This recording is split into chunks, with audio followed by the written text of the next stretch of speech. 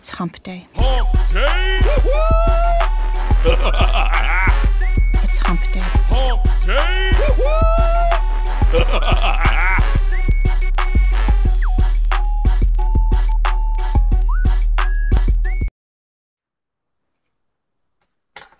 Hey everybody, welcome to Hump Day Hangouts. Today is the 1st of June, lovely first day of June here for me, hopefully for you guys too. This is episode 82, and we've got almost everybody with us. I think Chris must have had something come up, but how's it going, Hernan? Hey everyone, it's really good to be here. Hey Marco, what's up? Hey everybody, what's up? Warm and raining in Costa Rica, man. Raining again. Every afternoon. Hey Bradley, what's up? Hey man, glad to be here. Good deal. Well, we got a few short announcements. We're going to have a great webinar for you guys. I'm going to drop the link in here shortly.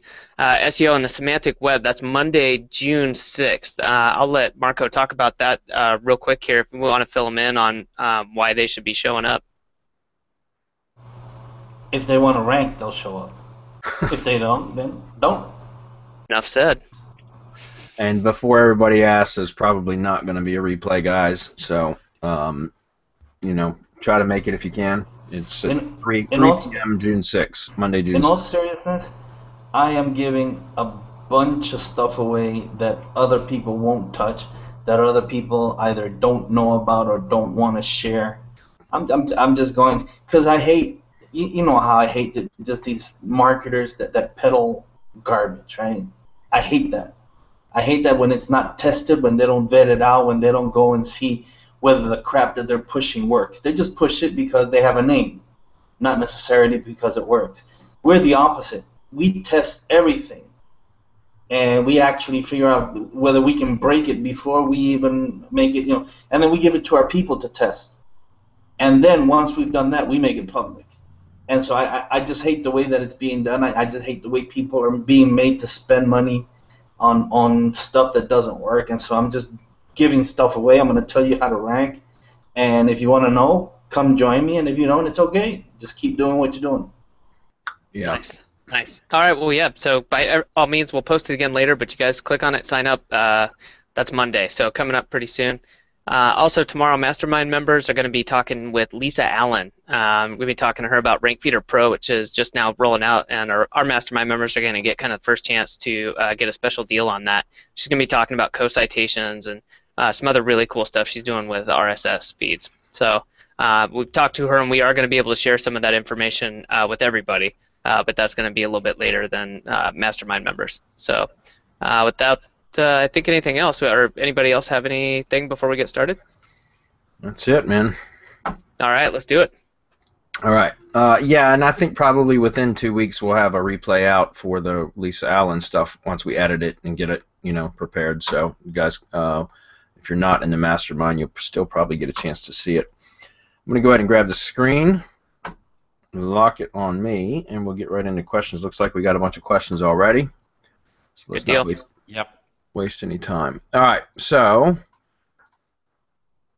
first question. Hi, Bradley Benner. Can you tell me, please? I am going to purchase some PBN domains from bluechipbacklink. Should I use these domains to 301 redirects to my money site? Because I think that when using 301 redirects, my PA and DA money site will increase more faster, or I need to, or I guess, do I need to 301 redirect to my IFTTT network or rebuild them and add backlinks to the money site? All right, so for the first question, I don't like to do a bunch of 301 redirects direct to my money site. I might do a couple of them. It depends on what the overall backlink profile is, but if you only have a handful of links already, or if that's all you have already, then I wouldn't do a whole bunch of 301 redirects. Typically, I'll do, I don't have like a rule of thumb. I just look at the overall backlink profile and try to sneak a few 301 redirects into it if possible, but I just think it looks unnatural, especially if you do several of them in a short period of time. So instead, what I like to do is either build out the domain that I purchased, just using the archive.org content, which makes it incredibly simple and fast to set up, and then put a backlink to the site that way. And then if you want to do additional domains that you have that have good metrics, they're topically relevant, that kind of thing, then you can 301 redirect those domains to the buffer site that you just set up. If that so instead of pointing a whole bunch of 301s directly to your money site, you're pointing them to a buffer site that you've rebuilt on one of those domains that you purchased. Or you can use an IFTTT property or any other tier 1 link really that has a do follow link back to your money site. You could redirect the 301, 301 redirect those domains that you purchased directly to them.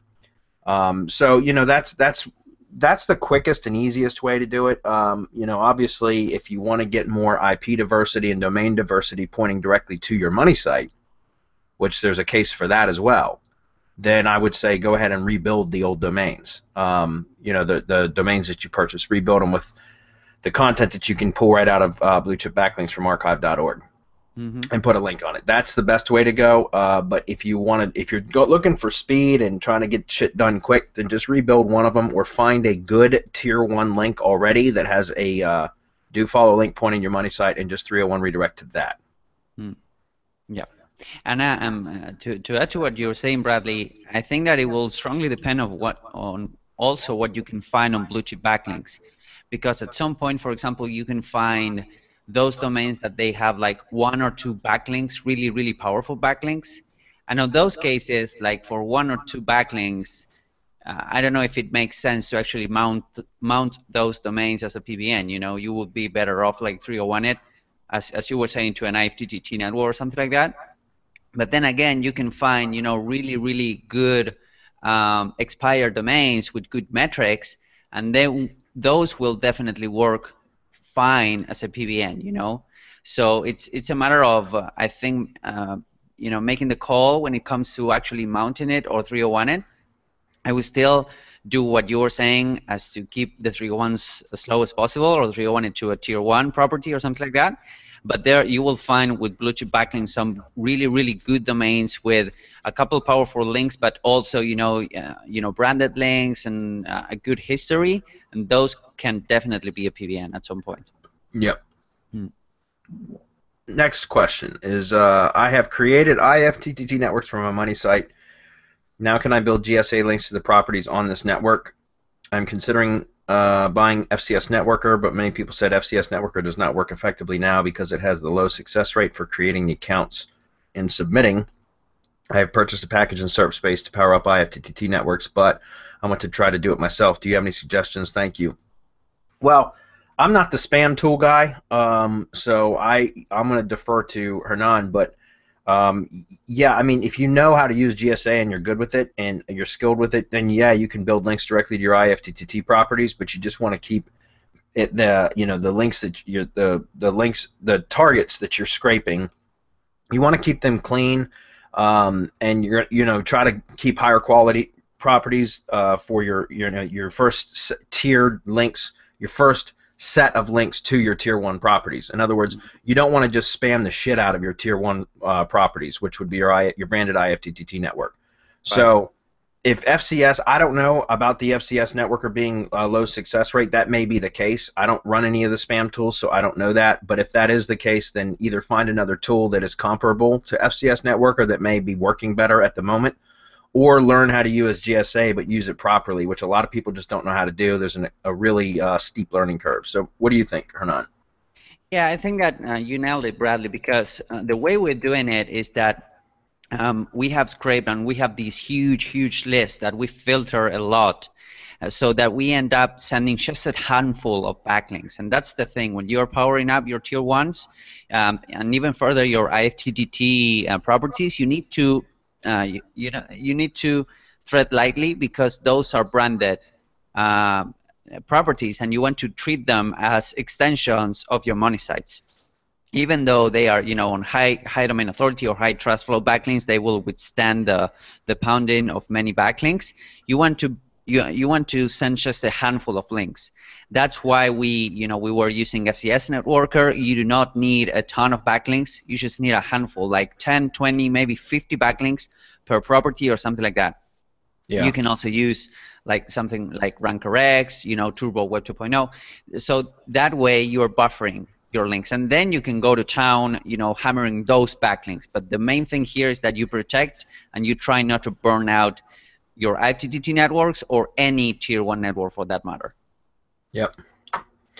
And yeah, I know our link building guy, he uses FCS, but he also uses RankerX and TurboWeb 2.0, and he uses a bunch of those tools. The ones that are using more social media type properties, like Web 2 properties, as the first layer. So that's what we'll build, a layer of those to the IFTTT network. And then, so those would be essentially they're tier 1 links to the IFTTT network, but to the money site they're tier 2 links, right? And then we go one layer behind that, and that's where he'll spam with GSA. So. Yep. All right, next question. Let's see. Hey, Bradley, what do you think the current state of video SEO in the local game is? Not having a ton of success getting my videos to rank on the front page when I'm going head-to-head against a Serp that has a map pack. Am I just not trying hard enough? No, that's not the case, Elliot. It just depends on the keyword phrase. Most of the time, if you're having, trying to think if I can pull up some examples here. Let me just do this. You guys are seeing my full screen, right? Yep. Okay. All right. So if we go to Google and we search, I don't know, let's just look for, this is going to be pretty, a plumber Dallas, right? All right. So one of the things that I've noticed, now this isn't the case, but I've found that this is an indication of whether or not a video will rank easy. Again, this is not definitive. It's not set in stone or a hard and fast rule. Okay. But if you search the keyword and you see the video's vertical search tab showing in the menu up here, it typically means that it's easier to rank a video, or more likely that you'll get a video on page 1. Again, that's not always the case, but what I found is if you don't see videos up here in the search menu, and it's in the drop down, so it's in the supplemental menu over here, that it's more difficult to rank a video. Again, it doesn't mean that that's like the case all the time, because I've proven it wrong both ways. In other words, I've been able to rank a video when video was in the supplemental menu. I've also ranked videos when it's been over here. As far as the maps pack, the same thing. A lot of the times when you see a maps pack, that means that sometimes it's more difficult to rank a video. But it's not always the case, because I've actually had videos that ranked above the maps pack. Not so sure about that now, because the maps pack is different than what it used to be when it was like a 7-pack. But I can still rank videos with when there's maps packs. It just depends on the keyword. All right. So what I would suggest is that it's certainly not that video SEO isn't working. It may not be working as well as it was, but I'm still ranking videos for clients all the time. And it's not, maybe it's just not, I don't think it's that you're not trying hard enough, but maybe your networks aren't strong enough, or maybe you need to do some more supplemental stuff other than just using your IFTTT networks, guys, because obviously, they're not the magic bullet. Sometimes you need to do more than just syndicate to an IFTTT network to get a video to rank. But there's a lot of tricks that you can do, advanced video SEO tricks. We've talked about many of them here that can help you to rank a video. So I don't think it's whether or not you're trying hard enough, but it may just be that you need some additional push. My thought is always, when it comes to video SEO, is I'm always looking for keyword combinations for whatever niche I'm trying to rank for that I can rank with a lot easier. So going after something as broad as like plumber Dallas, that would be very, very difficult to rank for. I can tell you that. And that's probably why there's not a video on page 1 for that. However, if you were to find something like, emergency plumber Dallas, or 24-hour plumber, or plumbing repair, or faucet repair, or, water heater service and repair, or something like a lot more specific and long tail, that's going to be generally easier to rank as well. And I'm sure you know that. But that's why whenever I'm doing video SEO for clients, I always test several keywords first. And I'll just run something like Hangout Millionaire, or Buddy VIP, and now Peter Drew's got a new one out called YouTube PokerBot that I just actually picked up. I haven't tested it yet, but that will poke keywords as well. And I'll run a test on a handful of keywords, 6, 8, 10 keywords, to try to find the sweet spot, like the ones that will rank with little to no additional work. And then that's when I'll go back to the client and say, okay, here's the keywords that I can rank you for. Will any of these work for you? And if not, then we just won't do it. Because I don't like to commit to a client for a video SEO job for a keyword that I have very little chance of ranking. So that's why, like I said, when I go to give a quote to a potential client, I'll find out what they want to rank for, and then I'll do a test across, several different keywords, and I'll figure out which ones are going to be the easiest to rank, and then I'll go back to them and say, okay, here's what I can do for you. I can't rank you for this main keyword here, but I can rank you for these 3 longer tail keywords that should give you some pretty good traffic, and I'll do all 3 of these for the same price as this one main keyword, the broader keyword, or something like that. Because I mean, think about it, guys. If you can rank a few keywords, like say 3, 4 keywords for a potential client, they're longer tail, but with little to no additional work other than just optimizing the video and live streaming it or uploading it to your channel, and still collect a monthly check, what difference does it make? Like some people say, well, if you're charging $150 a month to rank a video for a client, you mean to tell me you'll rank 3 videos for them for the same price, 150? Yeah, because am I going to go into a dogfight to rank a very broad keyword and spend a ton of time doing additional off-page SEO stuff to rank the video, or should I go after 3 long-tail keywords that will rank with little to no additional work whatsoever and still collect the same amount of money? Does that make sense? So, I mean, that's my point is typically if you're having difficulty, you're probably going with keywords that are a bit too broad. And so that's why I'll give a package deal on longer tail keywords for the same price so that I can just get the job done and start collecting money. And when you need that extra thump, Video Powerhouse. Yeah, well, yeah, there's that, and I mean, and there's a lot of things that you can do. I mean, we just did a whole entire training on crowd search. Last week or 2 weeks ago, we did an update on how to use crowd search for SEO and video SEO and stuff like that, and that's something else that you can add to your arsenal. I don't know, Adam, if you want to drop the link to the replay that we did. We did a whole entire webinar about that just 2 weeks ago, and that's another thing that you could do. So, and I mean, there's a lot more than just that, by the way. Paul says, hi Bradley, Marco, Adam, Hernan, and Chris. I picked up a client that wants a branded network built for his business. He already has a G+ profile with a YouTube channel with 488 videos in it, but doesn't have a G+ page. Okay. My question is, how do we build a G+ page and keep the original channel as part of the network? That's simple to do. You just go create a new Google+ page, and then you associate the channel with the page. All right, and we have talked about this before, but I'll walk through this. Adam, this might be a good note to, we could make this an FAQ on our support site. Yeah. If you want to make a note of that. Let's walk through this, guys. Let me, first of all, we'll go over here and we'll select a channel. Let's just find one. I've got a ton of channels in here. A lot of them I don't even use. But let's just find one. Let's just go with this one. All right, so this is a channel that I had set up for some lead gen stuff. I don't think I ever ended up using it. But you can see that, yeah, I guess there's a couple things in here. But anyways, if this channel didn't have a page, or even if it did have a page, it doesn't matter. All you need to do is take the existing channel. So say this is the existing channel that has 488 videos on it that you were talking about. Be logged into that as that channel, right? So, and then go over here, hit the settings button, the settings icon, the gear icon, and then you'll see where it says advanced. And you can see where it says move channel to your Google account or different Google Plus page right there. That's it.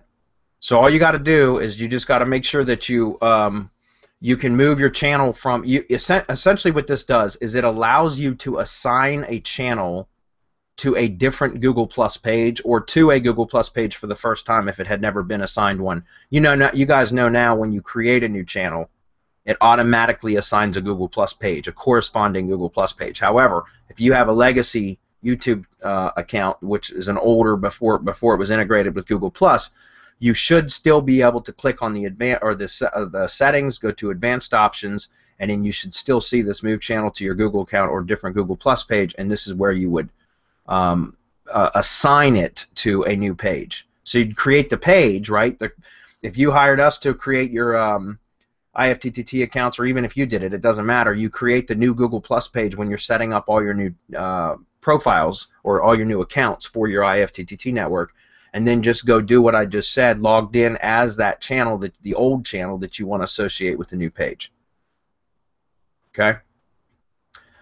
You said last week and 100 other times, build separate networks for blog syndication and video syndication network. My client posts 2 videos and 2 blog posts per month. Question 2 is, how do I syndicate both videos and blog posts at the same time with one network, or do I have to build 2 networks? No, whenever I answer this question, I always say the same thing too. So that is, if you are going to be syndicating the same network, you certainly can. Just make sure that when you do those 2 videos per month, if you're going to go, a lot of the times what people will do is they will take their videos from their channel, they'll upload or live stream videos to their channel. Then they'll go over to their blog and they'll create a post that is nothing other than just the video. Like they'll use the same title of the video and as the post title, and then they'll just embed the video and then sometimes the YouTube description or whatever, so that they now have a blog post on their blog that also gets syndicated, but it's to the IFTTT network. It ends up looking at like duplicate posts because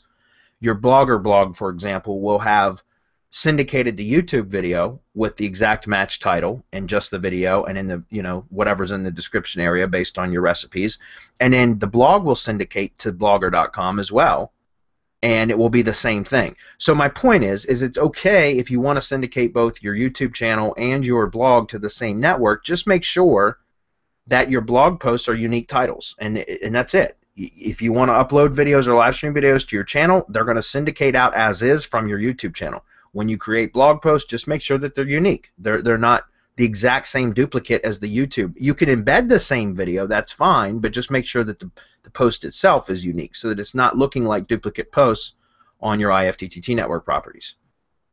Okay? Success testimonial. I did what Marco said with the Twitter iframes last week. I kept doing it. At the beginning of the week, my client's map was nowhere to be seen, and his website is not on the first 5 pages. On Friday, I slammed his map all the way to #1 in the map pack. Fucking A, that's awesome. Boom. I just +1. Did everyone go +1 Paul Fussel's post? And his website is, let's see, wait a minute, and his website is still not on the first page. Totally awesome. Can't wait for Monday's webinar. Okay, so what he's saying is that as far as the organic listing, that hasn't shown up to page 1, but he was able to hammer his maps listing to #1 in the 3-pack, guys, and that's exactly what we've been showing how to do inside RYS Academy for the last several months. So, is that webinar free? Is that webinar for free, or can we charge like $200-300 to access? for which one? The RYS webinar? Yeah, the RYS that Marco gave away. Or the one we're doing on Monday, you mean? Oh yeah. Can we still charge? Yeah, that's free. I think it's free. Yeah. People are we can send a mass email. 7K, 10K, 15K for this. Right. Paul, congratulations. You took action. That's all you have to do, man. That's all you have to do. That's right. Stop consuming stuff and just consuming information and just take action, right? Just want to show my gratitude to all of you guys. You made it possible to improve my business and success with all my clients. Thanks. You're welcome, Paul. Thank you for your testimonial. That's awesome, dude. Robert says, building out a master domain site and goal is to rank for cities over 100K in population. A rank and rent site with overlay should work in this niche since it involves inventory posting and is in the auto niche. Okay. You mentioned that using the overlay method could have adverse effects if Google does a review. That's correct. Would it be better to than just redirect each, let's see, keyword plus city ranking page in the SERPs to the customer's site? Or will this hurt my site since there is no time on site? And would Google... Yeah, no, that won't work. Because if you rank your site and then you 301 redirect the page to client's page, that doesn't mean that the client site is going to rank. That's not how that works. Because if you rank the pages on your site and then you 301 redirect a page or post to a client site, then their site has to be optimized basically the same. It would have to be basically the same content as the page that you had ranked already, or else it may not have any effect at all.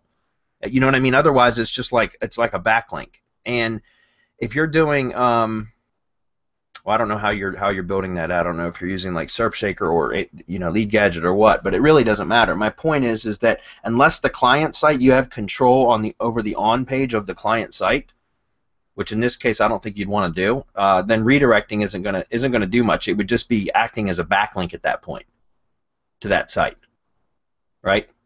So my point is like what I do with these guys is with these types of sites, if I was going to be building out like manually a site then I would not do an overlay. I would maybe use some sort of custom theme or a plugin, something like Thrive's content builder plugin, or maybe even use ClickFunnels or something like that, and or OptimizePress. You could use that and create different landing pages for the clients on each, whenever you got it rented out, where you could swap out. Like what I would do is probably templatize the page, that where I could have like banners or grab a place for the customer's logo, a call to action with their phone number, their contact information, or whatever, and that's how I would rent it out. But that way I would have control over the page. The problem with using an overlay, guys, is that it's okay if you're doing like churn and burn type sites, like what I do with the ATM, the lead gadget and the ATM. I build a 25, 30, 35 sites targeting essentially one keyword, one keyword plus city. Right, and then whatever ends up ranking, I'll use the WP overlay. But all I'm using, or the overlay plugin, which will iframe another page on top of the page that's actually ranking. But what I'll use is first of all, the underlying site is a churn and burn. I never expect those sites to last for long. Some of them have been up for years, but I don't expect them to last for long. Number two, the overlay site, the one that I'm laying on top of it, is always a landing page that I have created on a throwaway or a non-indexed domain, a domain that I set to no index, right? Because I don't want Google penalizing a money site, so I would never overlay a money site directly on top of one of those sites. Because you can, by the way, you can get a penalty on both the overlay site and the underlying site for cloaking, okay? And that's why I wouldn't do it. So if I were you, I would probably, if you're building this out manually, I don't know because you didn't specify whether you're doing this with the mass page generator or if you're doing it manually, but if you were doing it manually, I would create some sort of page template that could swap out logos and contact details very easily, and then build it out that way. Okay? That way it would pass a manual review, and all you would have to do is swap out the contact details for whoever the client is that's renting the page from you. The 301 route isn't going to help you, though. No, but if going the 301 route, if he clones the page that's ranking and 301s it should. It'll dance, but the ranking should go. Yeah, but he'd have to clone that page and put that on the client domain. Right. That's what I'm saying, and I'm not sure that he's going to have access to that because remember, with the rank and rent method, a lot of the times you don't even want to touch the client site. Right. So that's how I would do it. If you're using, if you're using a mass page generator, just create landing page on a subdomain that's all you do is, buy an XYZ domain, for example, for under $1, and then set up all of your landing pages on that one domain and just use that and set it to no index when you create the site, right? So and then use those landing pages that you create there as the overlay. All right. All right, it says, hi, let's see, I have another question about how to syndicate my old content on my website. I posted them 1 year ago, and I just purchased IFTTT Network. Should I post off my old content to IFTTT Network via Onlywire? I didn't know you could even do that. I'm not sure how that works. And then collect RSS feed for RSS submission. I can schedule 2 posts per day, and after 1 month, all my content will be syndicated in my network. What do you think about this, or how do you think about this? I didn't know you could syndicate to IFTTT via Onlywire. I didn't even know you could do that. I'm not sure how that works. Let's see. He can use the plugin. Yeah, but does the Semantic Mastery plugin. I don't know that the free version has that ability.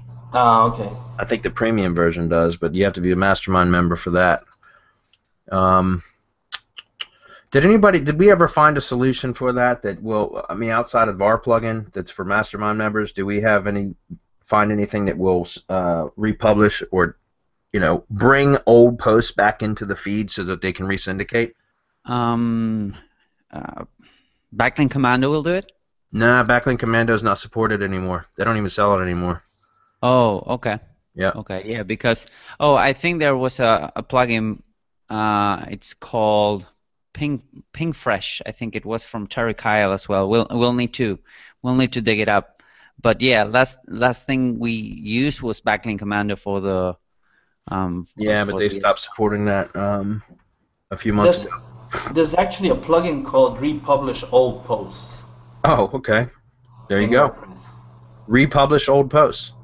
So that's what I would do. I would just connect your blog's RSS feed to your IFTTT network, and if either join the mastermind and get our plugin, or find another option like Republish Old Posts plugin, which will bring it back into the feed so that it can be syndicated again.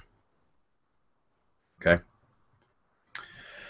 The alternative option, by the way, just so you guys know, we have in the past when I've had issues with this before our plugin, before we had that functionality built into it, was I would take like a blogger blog or something and then connect that to my branded IFTTT network and then manually just post the content from my blog to the blogger blog, like one at a time, and then that would syndicate to the rest of the network. And that's just like, that's another way to do it. But if you can figure out a way to avoid that, it's even better. Okay, happy video man. Nate Gilbert. Okay, cool. He says, hi Bradley, my question is, how do you get around an HVAC client who has no Google reviews and does not want to bother with it? Is there a way to still rank him in the 3-pack? Yeah, you don't need reviews to rank in the 3-pack. It helps, especially if there is a correlation between having reviews and ranking. Not spam reviews though. I mean, those can be pretty obvious. Although there's a lot of that spam going on in Maps still right now. So, and they're still working. It's still working well. But what I would suggest is, you don't need Google reviews to rank unless you're in a particular search term that is pretty review heavy, in which case you're going to want them anyways. So, but Paul Fusco just said what you need to rank in the 3-pack, didn't he? The previous testimonial. Yeah, that's what I'm saying. You don't need reviews to rank in the 3-pack. I mean, there's things you can do like what we do with RYS Academy. I just took a brand new listing to, in under 3 days and put it in the Maps pack that has 0 reviews. It's a brand new listing. So, again, you don't need it. If the client, look, the thing is, if you have a client that says he doesn't want to bother with it, I get that, and it's kind of a pain in the ass. The only way that a lot of the times when I've had clients that I've tried to get them to be proactive with review campaigns, unless I set everything up for them, like the whole campaign, the outreach to existing clients, asking for it, all that kind of stuff, then they never end up following through with it anyways. So to me, it's like, you just got to have a discussion with them and say, look, do you want more leads for your business? If you do, then this is something that you're going to have to do. So that's all I want to say is just, the thing is sometimes clients won't do what they need to, even though it's in their best interest to do so. And that's in part why they hired people like us. But sometimes they won't even listen to our advice, even though they're paying us to advise them. You know what I mean? And so if it is what it is, you just got to try to get them there some other way, if that's the case. But I would make sure that they know that especially if they're competing against other contractors that are receiving reviews, you need to explain to them that it's not only going to help with their search positioning, which will get them more leads, but even if they were to show up in the 3-pack and the other 2 listings in the 3-pack have, a dozen, 20 plus, whatever reviews, and this one company has no reviews, most likely people aren't going to call the one that has no reviews. They're going to call the ones that already have some social proof, right? So it's kind of you need both, right? You need to have both reviews and rank in the 3-pack if you're competing with others that have reviews, is what I'm saying. So, Ray says, which is the best mass page builder? My opinion, hands down, no question, Lead Gadget and the ATM. That's, in my opinion, hands down the best, and it's because I know I've been with them for a year and a half, and I know that my partner Marco has been working on it, doing a bunch of coding updates in it, and I know it's better than anything else out there. Yeah, my answer is biased, of course, because I'm involved in the coding. And besides, the others, like if you're doing a plugin, you can't compare it. You can't compare a plugin. It's apples to oranges. Yeah. Yeah, to something that's cloud-based. It's totally different. I mean, the functionality that we're getting into Lead Gadget is going to take it just so far ahead of anything else. It's ridiculous to even compare. Yep. I mean, I've got two VAs. I got 2 VAs that I trained that are building sites for me now, that are building, each VA builds about 15 sites per day. Those are 15 30,000 page or post sites. Think about that, guys. And that's each one of them are building 15 sites per day. And that includes the fully, like starting from scratch, picking up a domain, building out the site, deploying it, 30,000 posts, and then going back in and doing the cleanup. And they're doing roughly between each of them are doing about 15 sites per day, 5 days a week. So each of them are outputting about 75 nationwide sites per week. It's insane. It's insane. Yeah. I was about to say that I have some marginal experience with MPC, Mass Page Creator. It's good if you're doing like at some point we were doing like 3 million pages or something like that. But the caveat is that the learning curve is super steep because it's all HTML and tokenized. So I would still go with Lead Gadget, potentially Serp Shaker, but Lead Gadget as well. Because MPC is really good when you're trying to create a ton of HTML pages, but you know that's the thing with it. It's super steep to learn. So. Yeah, and what I like about using the ATM is you get the it's WordPress. So once the sites are deployed, you can add plugins and do all kinds of cool shit with it. Number one, you can change stuff and add stuff if you need to. With the HTML sites, it's a bit more difficult to do that kind of thing. Also, with Serp Shaker, look, there's plugin like Serp Shaker is a great plugin. I get that. That's fine. It depends on what your scale is. Like, let's put like exactly what I was gonna say actually, and just say that there isn't that maybe one is always a clear cut. That there's use cases that I think define these. Right, and that's what I'm saying. If you're going to be doing a lot of these in mass, then the ATM is, in my opinion, better because it's a site builder. It's not just a plugin, so you don't have to already have WordPress installed, and then build out pages either on a local server or whatever. Like this is like it's all done in the cloud. You press a deploy button, and it goes out and adds the domain to the server and deploys the site, builds the database, all of that. And it's really cool. So all your building is done inside just a cloud-based app, and it works really, really well. Ryan says, can having an over-optimized site affect map rankings or just organic rankings? It's a good question. I would think it could affect both, but I'm not 100% sure on that because typically I rank for local lead gen sites. I try to rank in the maps, and I don't even care about organic rankings.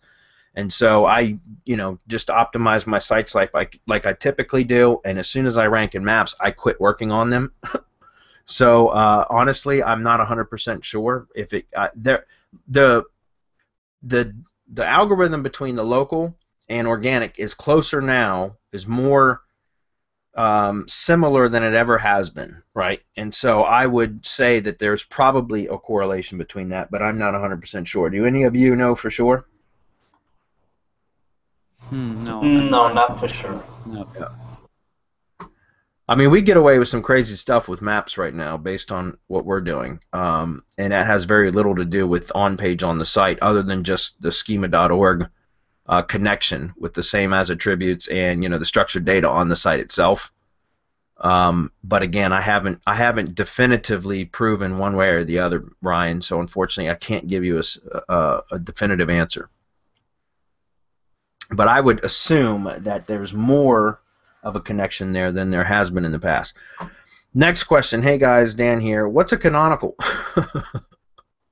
All right. Well, I'm going to tell you to do this because sometimes questions like this are just best to go search what's a canonical and then just do a little bit of research, guys. Just go look. What is a canonical? But a canonical in short terms, and I'm not going to go into deep into this because you can go research it by just searching what is a canonical in Google and go look through a couple of these blogs and you'll get a really good understanding of what a canonical is. But essentially what a canonical is when you have a page on a site that has content similar to another page and you want to pass all credit from that page to the other page. So in other words, if you have page A and page B and page A is very similarly, the content is very similar to page B, same topic, whatever, and you want to pass all the credit from page A to page B because you want, let's say, page B to be the one that ranks, you can set a canonical. All right, and what that'll do is it'll pass all. It'll give all credit. In Google's mind, it'll give all credit. The other thing is, let's take a look at this. Okay.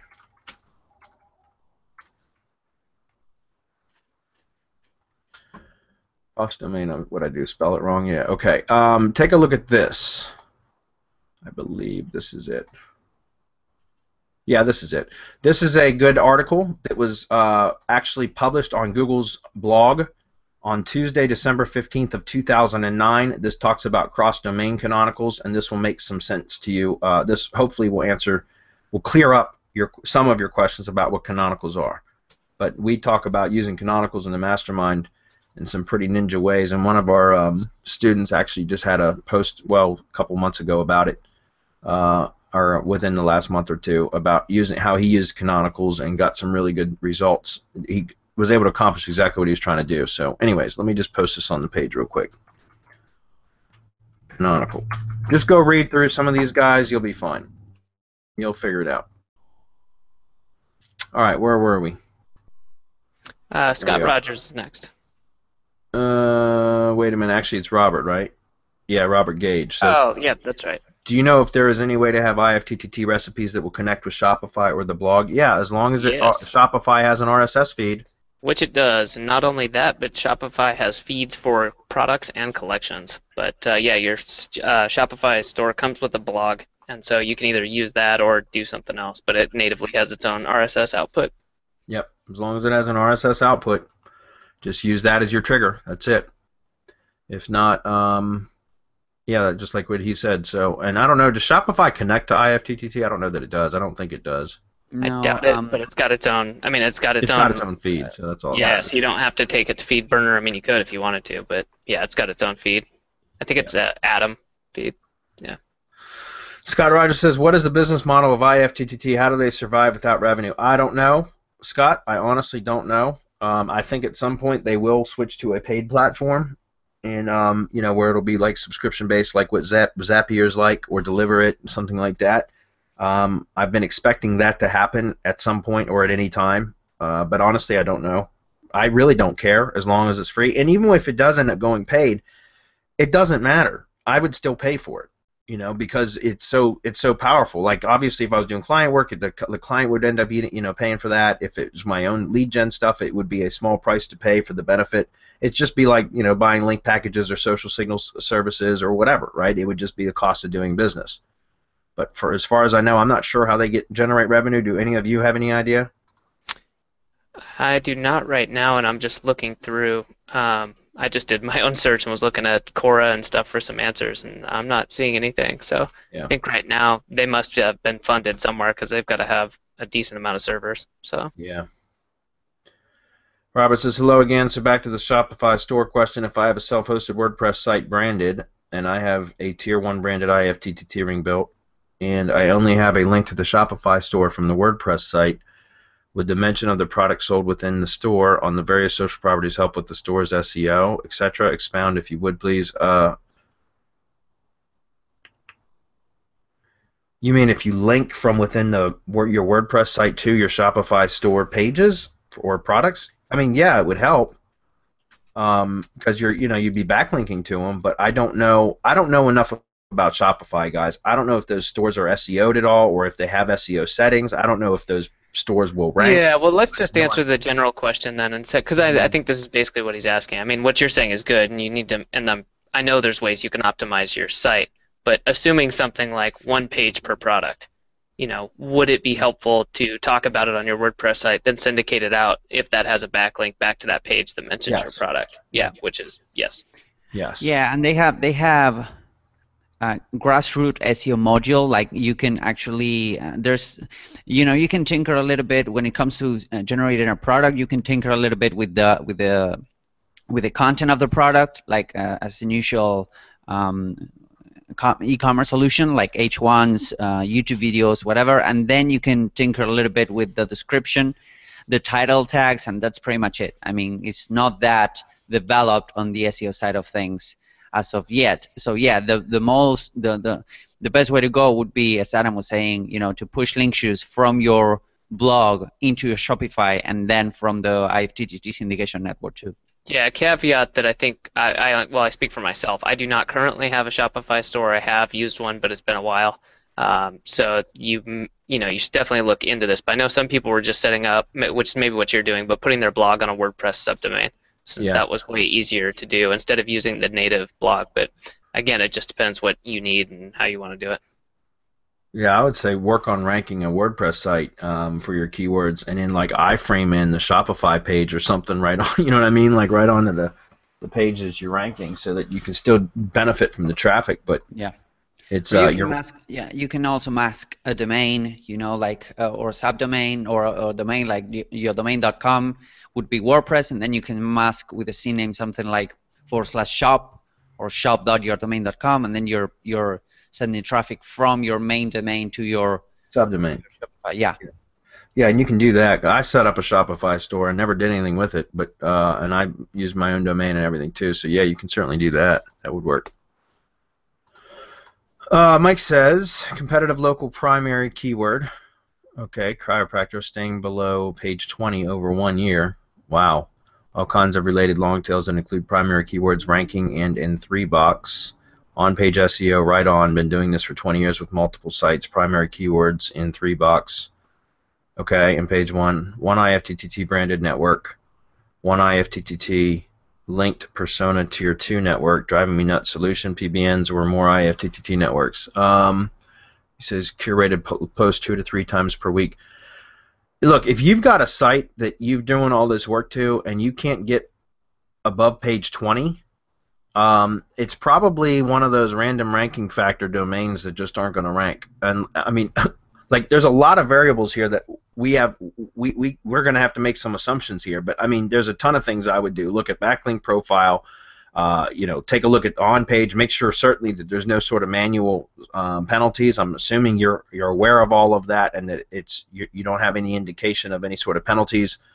But if you're talking about over 1 year, you're constantly posting, curated posts, you're keeping the activity, then sometimes it's just a domain isn't going to rank, period. I've had that happen, guys. We've had even mastermind members that we've talked about the same idea with that have gone out and 301 or cloned the site that they were having trouble with and then installed it on a new domain and then 301 the old domain to the new one and end up having the site rank. And that's like part of what Terry Kyle talks is the random ranking factor. Sometimes that happens. You just get a dud domain, like a domain that just for whatever reason Google's not going to rank, and there's no rhyme or reason to it. Yeah. So. Yeah. In fact, the best way to go, he would tell you that before even mounting, if it is your own domain, now this will not happen for a client, but if it is your own, like your own project, instead of going full force for one domain, try 5 domains, and the ones that are ranked right off the bat, you can use those. It will be much easier to rank those domains. That also happens with subdomains and internal pages. Sometimes Google will favor an About Me page, and it will rank the About Me page instead of the page that you are trying to rank. So instead of rowing against the current, you can do that. You can actually use those domains, so those pages that are favorable to Google, to sell your stuff. Yeah. Yeah. I don't think Mike is an RYS Academy. Hint, hint. Yeah.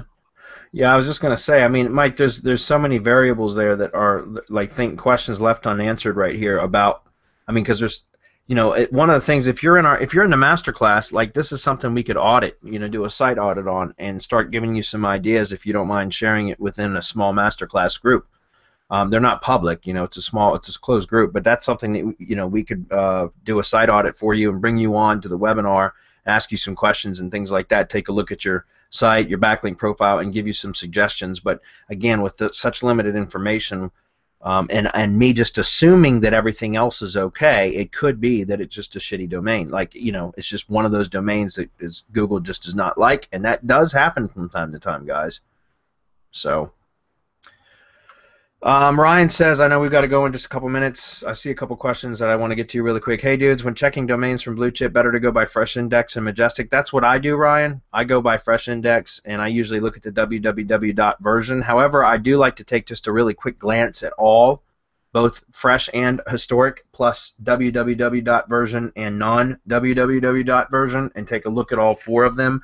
But typically, my deciding metrics are going to be based on the fresh index with the www.version of the domain. Okay. Hey, Marco, good idea to spam keyword stuffed iframes with FCS? I know it's a complex question, plus opens a can of more questions, but wondering general opinion. Yes. Yes. But it's an even better idea to hit the original iframe, the stuffed iframe, and then the places where the iframe is going to get embedded, assuming that you are going to embed the iframe all over the place, which is what you should be doing. You hit everything, because what's going to benefit from all that is the iframe destination, or where the iframe originates. Yep.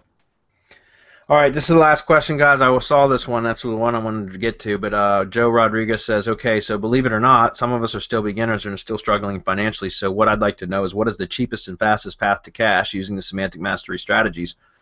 I'm an IFTTT V2 member. Okay, Joe, then go back and watch the monetization webinar that we just did. I think it was a month ago today, actually, that we did it. It's in the updates section, it's either in the updates section or in the advanced section of the IFTTT V2 training. If you haven't watched it, go watch it, because it was an entire hour specifically about how to monetize and make money from IFTTT networks.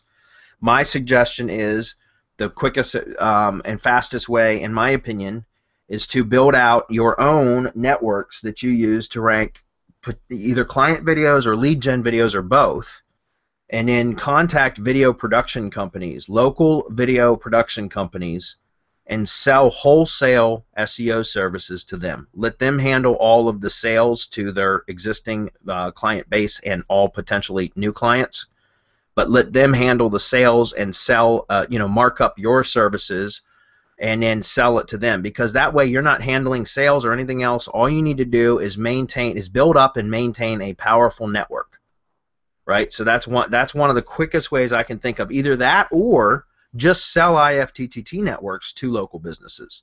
That's probably your quickest way to make money, because you can just sell networks whether they perform well or not. In other words, whether they start ranking anything or not. When building out a network for yourself, you're going to want to build it up to where it's powerful, so that it makes it easy to rank stuff whenever you just upload or live stream to your channel. However, if you want to make money immediately, in fact, you could buy networks from us for, and sell them to clients. Again, I sell networks for $700, and I can have them built for about $50, a tier 1 branded network, right? So that's a $650 markup. And there was a point in time when I was selling, half a dozen to 10 of those networks per month to local businesses a couple years ago. But now I don't do it because I don't do near as much client work. But my point is that's probably the quickest way, is go sell networks to clients. But otherwise, contact local video production companies and try to negotiate an arrangement with them. I love that model, and it's a very simple model, and all the sales and everything are all handled for me. So, but go back and watch the monetization webinar. We spent a whole hour on that. So, okay, guys, we ran out of time. So we appreciate everybody being here and participating, and we will see masterclass members in about 5 minutes. Everybody else, we'll see you next week. Thanks, guys. Awesome. See you. Bye, everyone. Bye.